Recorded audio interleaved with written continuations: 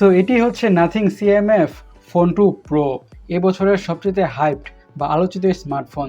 তার কারণ কি সেটাই আমরা আজকে ভিডিওতে জানবো, আর জানার চেষ্টা করবো ফোনটা অ্যাকচুয়ালিতে কী কী স্পেক্স আর ফিচার্স অফার করছে এবং as a mid budget smartphone হিসাবে ফোনটি অ্যাকচুয়ালিতে কেমন হতে যাচ্ছে।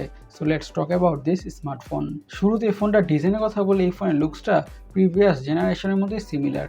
ডিজাইনের দিক থেকে তেমন কোনো হিউজ পরিবর্তন বা ডিফারেন্স থাকছে না। ডিজাইনটাকে বলা যেতে পারে সুন্দরের মধ্যে গর্জিয়াস ডিজাইনই, বা বলা যেতে পারে অনেকটা ইউনিক টাইপের ডিজাইনই। যারা একটু মেকানিক্যাল টাইপের ডিজাইন লাইক করেন তারা এই ফোনের ডিজাইনটা অনেকটাই লাইক করবেন, বিশেষ করে কালার কম্বিনেশনটা পুরো ইন্ডো দ্য ফেস টাইপের কালার। ফোনটির ডিসপ্লে কথা হলে ডিসপ্লেটা হচ্ছে 6.7 ইঞ্চের AMOLED display with 120 Hz refresh rate, আরও থাকছে 1 বিলিয়ন কালারের সাপোর্ট, HDR10 এর সাপোর্ট এবং 3000 নিটসের পিক বা ম্যাক্স ব্রাইটনেস। এই প্যানেলটাতে যে কোনো ধরনের content, YouTube videos, movies, series, you name it, anything, যে কোনো কিছু দেখে অনেকটা ভালোভাবে এনজয় করা যাবে। আর 120 Hz রিফ্রেশ রেট থাকার ফলে স্ক্রোলিং করে, ব্রাউজিং করে, গেমিং করে তো স্মুথনেসের ফিল তো পাওয়া যাবেই। আর যেহেতু থাকছে HDR10+ এর সাপোর্ট, তার মানে হচ্ছে কালারগুলো হবে খুবই ভাইব্রেন্ট আর পাঞ্চি, যার কারণে কন্টেন্ট দেখতে আরও বেশি ইমার্সিভ লাগবে। আর যেহেতু থাকছে 3000 নিটসের পিক বা ম্যাক্স ব্রাইটনেস, তার মানে হচ্ছে আউটডোর ভিজিবিলিটি অনেকটাই ভালো হতে যাচ্ছে। সো ফোনটা ডিসপ্লে নিয়ে আর বেশি কথা বাড়াচ্ছি না, as a mid budget smartphone হিসেবে ডিসপ্লেটা ঠিকঠাকই হতে যাচ্ছে। এখন ফোনের হার্ট অথবা চিপসেট নিয়ে কথা বলা যাক। ইউজ করা হয়েছে মিডিয়াটেক ডায়মেনসিটি 7300 প্রো। এটি একটি 4 ন্যানোমিটার বেসড অক্টোকোর প্রসেসর, আর মিড বাজারের মধ্যে tried and tested good performing processor.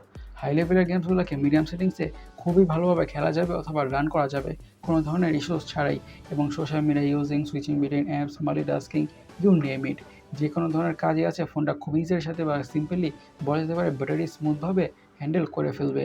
সেই ব্যাপারে বা সেই বিষয়ে কোনো সন্দেহই থাকছে না। সিম্পলি তার মানে হচ্ছে ফোনটার পারফরমেন্স নিয়ে চিন্তাই করতে হবে না। এই ফোনের পারফরমেন্সের ক্ষেত্রে একটা কথা বলা যেতে পারে, this device gonna handle whatever you throw at it ইজের সাথে। ফোনটির র্যাম এবং স্টোরেজ ভেরিয়েন্সের কথা বলে থাকছে 8GB RAM, 128GB storage, 8GB RAM, 256GB storage. এখন ফোনের অপটিক্স বা ক্যামেরা কিনে কথা বলা যাক। ইউজ করা হয়েছে ট্রিপল ক্যামেরা, 50 মেগাপিক্সেলের primary sensor with PDAF and OIS, এবং অ্যাপারচার হচ্ছে f1.9। আর সেকেন্ডারি ক্যামেরা হচ্ছে 50 মেগাপিক্সেলের telephoto lens with 2x optical zoom.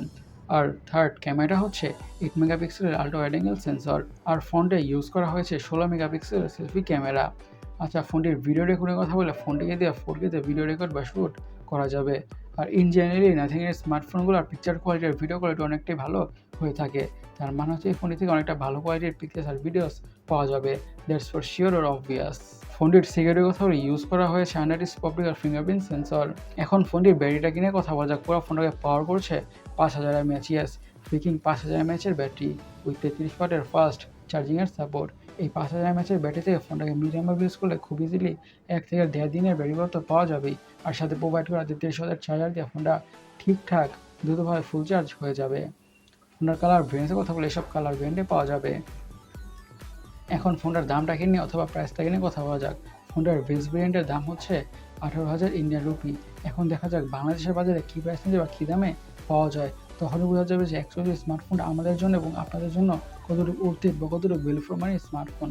Guys, স্মার্টফোনটি আপনাদের কাছে কেমন লেগেছে অবশ্যই কমেন্ট সেকশনে কমেন্ট করে জানাবেন। আর আমরা আজকে ভিডিওটি এই পর্যন্তই। আমি সৈকত, সাইনিং আউট।